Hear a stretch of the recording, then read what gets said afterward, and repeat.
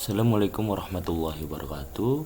Selamat datang di channel Bang Abai di series belajar database. Di series ini kita akan belajar tentang database atau bisa dibilang basis data. Nah, untuk belajar database kita harus tahu apa itu data.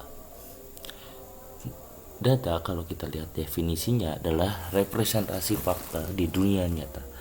Apa yang kamu lihat dan baca itu bisa merupakan sebuah data.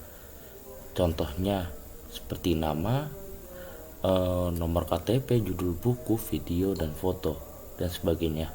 Itu semua adalah sebuah data. Nah, pertama contoh sederhana adalah sebuah buku.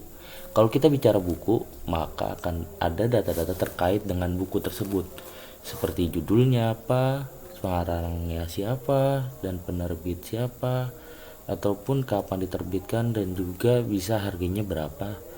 Itu adalah data yang terkait oleh buku. Nah, contoh lagi, kalau misalkan seseorang penduduk di Indonesia, kita ambil aja data dari penduduk di Indonesia ini sendiri. Pasti dia memiliki nama, tempat tanggal lahir, alamat, nomor KTP, dan lain-lain. Nah, masalahnya adalah bagaimana kita menyimpan dan mengolah data tersebut. Sebelum bicara lebih tentang database, kita pasti pernah menyimpan dan mengolah data dengan caranya macam-macam. Misalkan saya ingin menyimpan data-data seorang penduduk, saya bisa menyimpan dengan file teks aja seperti ini, atau kalian bisa menggunakan text editor atau seperti inilah, notepad lah yang paling gampang. Ini sudah menyimpan dan mengolah sebuah data yang sederhana. Atau kalau kalian ingin lebih kompleks, kalian bisa menggunakan software seperti Microsoft Excel yang emang khusus mengolah data. Ini bisa lebih baik lagi mengelola data daripada menggunakan notepad tadi.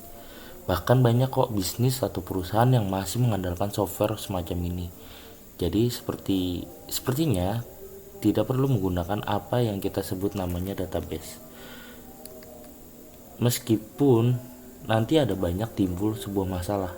Masalahnya macam-macam, bisa terkait dengan kapasitas, kecepatan seperti kecepatan akses dan kecepatan mencari sebuah data, dan lagi keamanannya. Di sini keamanan yang dimaksud adalah siapa yang bisa akses datanya dan apakah datanya mudah dapat dilihat orang lain maupun dimodifikasi oleh orang lain. Dan masih banyak lagi masalah yang muncul ketika mengolah data seperti tadi. Nah, solusinya bermacam-macam. Dari skalabilitas, artinya datanya ditambah maka aplikasinya dapat menangani itu. Lalu tersedia, artinya kapanpun kita minta dan kita cari maka datanya tersedia dan aman. Nah, kembali lagi kita ke database. Apa itu database? Sebetulnya banyak yang salah mengartikan MySQL, Oracle, SQL Server, ataupun PostgreSQL itu adalah database. Ya, sebetulnya ini bukanlah database, meskipun beberapa programmer mengatakan ini adalah database. Sebetulnya ini semua adalah DBMS, atau bisa dibilang Database Management System, di mana ini adalah sebuah aplikasi untuk mengelola database. Nah, database sendiri adalah data yang terdapat di dalam DBMS-nya. Jadi jangan salah penyebutannya. Jadi DBMS sendiri adalah sebuah aplikasi yang menampung kumpulan dari database dan datanya terdapat di dalam database dengan aturan, keamanan, dan hak akses yang sudah diatur sedemikian rupa. Nah, DBMS sendiri dapat mengelola banyak database. Nah, seperti ini. Jadi DBMS itu isinya itu kumpulan-kumpulan dari database. Untuk jenis-jenis DBMS sendiri ada banyak, seperti relasional, hierarchical, network, dan NoSQL. Nah, kita lihat itu ada kata SQL. SQL sendiri adalah sebuah bahasa yang digunakan untuk interaksi pada database. Nah, DBMS yang akan kita pelajari saat ini adalah MySQL, yang dimana termasuk jenis relational DBMS. Kalau kita lihat dan pelajari dari relational DBMS ini sendiri, pada saat kita membuat sebuah database, maka kita akan membuat tabel-tabel yang cukup banyak. Jadi misalnya kita akan membuat database sebuah kampus yang pasti di dalamnya banyak tabel, ada tabel mahasiswa, tabel dosen, tabel mata kuliah, ataupun tabel yang lainnya. Nah, tabel-tabel tersebut bisa kita hubungkan menggunakan relasi. Makanya dikatakan ini adalah relational DBMS. Nah, tabel sendiri bisa kita representasikan seperti Excel tadi. Ya, tabel biasa yang di dalamnya ada baris, atau kita bisa sebut record, dan kolom, atau kita bisa sebut field. Kita ambil contoh tabel karyawan, di mana isi datanya seperti ini, di mana jika satu ini sudah terisi, maka kita bisa katakan satu record. Kalau bisa kalian lihat, ini ada misalkan Joko Jong Un.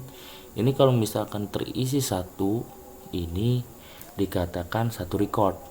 Dan kita harus paham di mana tiap field ini punya aturan sendiri untuk mengisi datanya. Ada field yang harus diisi angka, ada yang field yang diisi teks, dan lain-lain. Oh iya, ada lagi. Jadi untuk setiap tabel harus ada primary key. Apa itu primary key? Primary key adalah sebuah data yang dapat mempresentasikan satu record secara unik. Contohnya, kalau kita punya tabel seperti ini. Contohnya kalau kita punya tabel sebuah karyawan di mana isinya seperti ini. Jadi kita bisa tentukan primary key dengan menentukan yang mana bentuknya itu adalah unik dan mempresentasikan record dari karyawan tertentu. Maksudnya unik ini di sini adalah tidak ada data yang sama di tabel. Contoh nama, ada nggak yang namanya sama? Misalkan kayak Joko Jong Un, itu mungkin aja bisa sama, bahkan bisa dibilang bahkan persis sama gitu ya. Nah, Joko Jong Un mungkin ada yang sama. Kalau misalkan NRK ini adalah nomor registrasi karyawan. Jadi nomor registrasi karyawan ini kan jelas unik. Jadi ini bisa kita gunakan sebuah primary key. Jadi yang cocok untuk primary key adalah NRK. Jadi contoh penggunaannya seperti ini. Untuk NRK, karyawan NRK-nya sekian, kita sudah tahu semua datanya dari nama, alamat, dan sebagainya. Jadi gitu aja belajar secara singkat pengenalan database. Setelah ini kita install XMPP untuk menjalankan MySQL. Oke, sekian, terima kasih. Wassalamualaikum warahmatullahi wabarakatuh. Bye bye.